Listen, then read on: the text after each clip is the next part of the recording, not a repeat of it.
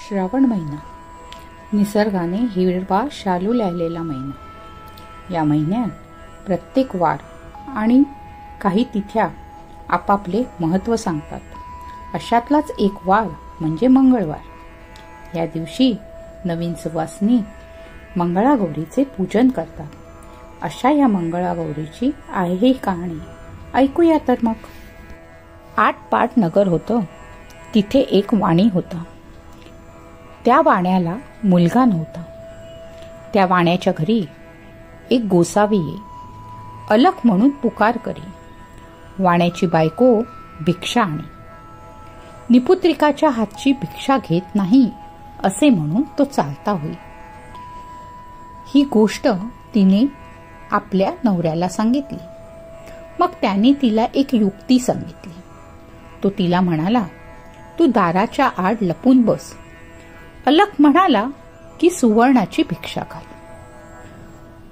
तर तिने नवऱ्याच्या सांगण्यावरनं तशी भिक्षा झोळीत घातली. त्या बुवाचा नेम मोडला. तो त्या बाईवर फार रागावला आणि तिला मुलबाळ होणार नाही असा शाप दिला. तिने त्याचे पाय धरले. मग बुवानी तिला उत्शाप दिला. बुवा म्हणाला, आपल्या नवऱ्याला सांग, निळ्या घोड्यावर बस, निळी वस्त्रे परिधान कर, रानात जा. जिथे घोडा अडेल तिथे खण. तिथे तुला देवीचे देऊळ लागेल. तिची प्रार्थना कर, ती तुला पुत्र देईल. असे बोलून तो बुवा चालता झाला. तिने आपल्या पतीला सांगितलं. तिच्या सांगण्यानुसार वाणी रानात गेला. जिथे घोडा अडला तिथे त्याने खणले.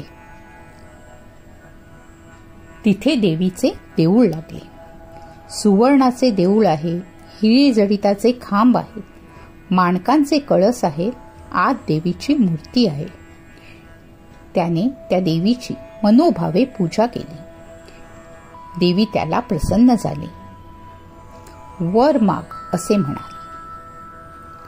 तेव्हा त्याने तिला सांगितले, माझ्याकडे घरदार आहेत, गुरढोरं आहेत, धनद्रव्य आहेत, पण माझ्या पोटी पुत्र नाही म्हणून मी दुःखी आहे. देवी त्याला म्हणाली, संततीचे सुख नाही. मी प्रसन्न झाले आहे तर तुला वर देते. अल्पायुषी पुत्र घेतलास तर गुणी मिळेल. दीर्घायुषी घेतलास तर तो जन्मांध होईल. कन्या घेतलीस तर ती बालविधवा होईल. आता सांग तुझी इच्छा काय आहे आणि तुझ्या इच्छेनुसार तू वर मागून घे. तर त्याने अल्पायुषी पुत्र मागितला. देवीने त्याला मागच्या बाजूस जाण्यास सांगितले. ती म्हणाली, मागच्या बाजूला एक गणपती आहे. त्याच्या मागे आंब्याचे झाड आहे. गणपतीच्या दोंडावर पाय दे. एक फळ घे. घरी जाऊन बायकोला खाऊ घाल, म्हणजे तुझा कार्यभाग होईल. असं सांगितलं आणि नंतर देवी अदृश्य झाली. वाणी देवळामागे गेला. गणपतीच्या दोंडावर पाय दिला. झाडावर चढला. पोटभर आंबे खाल्ले. मोठभर घरी नेण्याकरता घेतले. खाली उतरून पाहू लागला. तो आपल्या मोठेत आंबा एकच आहे. असे 4-5 वेळा झाले. गणपतीला त्रास झाला. त्याने सांगितले, तुझ्या नशिबी एकच फळ आहे. फळ घेऊन घरी आला. बायकोला खाऊ घातले.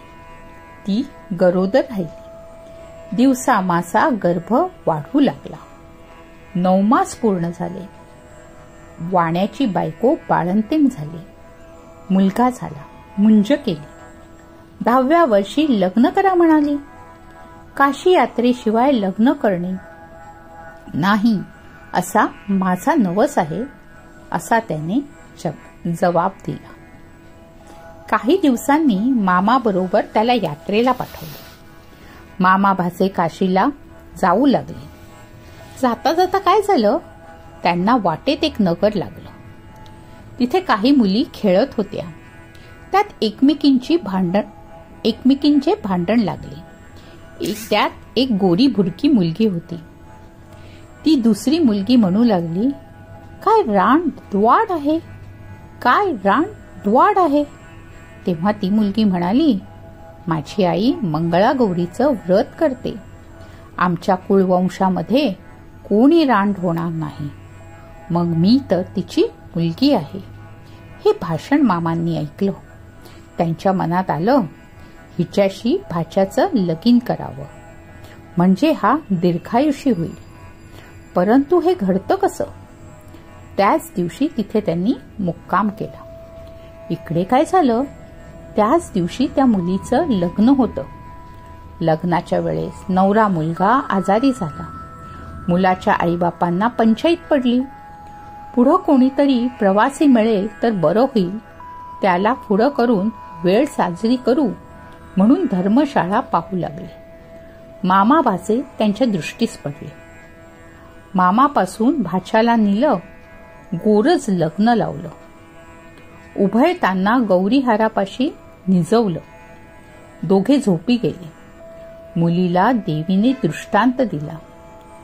अग अग मुली, तुझ्या नवऱ्याला दंश करायला सर्प येईल. त्याला पिण्याकरता दूध ठेव. दूध पिऊन सर्प कऱ्यात शिरेल. अंगच्या चोळीने त्याचं तोंड बांधून टाक. सकाळी उठून आईला ते वाण दे. काही वेळाने तिचा नवरा उठला. भूक लागली म्हणू लागला. तिने त्याला लाडू खायला दिले. फराळ झाल्यावर त्यानं तिला आपली अंगठी दिली. पहाटेच उठून ताट घेऊन बिराडी गेला आणि मामा भाचे मार्गस्थ झाले. दुसऱ्या दिवशी काय झालं, हिने सकाळी उठून स्नान केलं. आपल्या आईला वाण दिलं. आई उघडून पाहू लागली, तो आत हार निघाला. आईने कन्येच्या गळ्यात हार घातला. पुढे पहिला वर मंडपात आला. मुलीला खेळायला आणलं.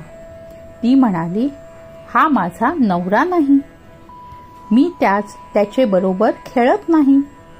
रात्रीची लाडवांची व अंगठीची खूण काही पटेना.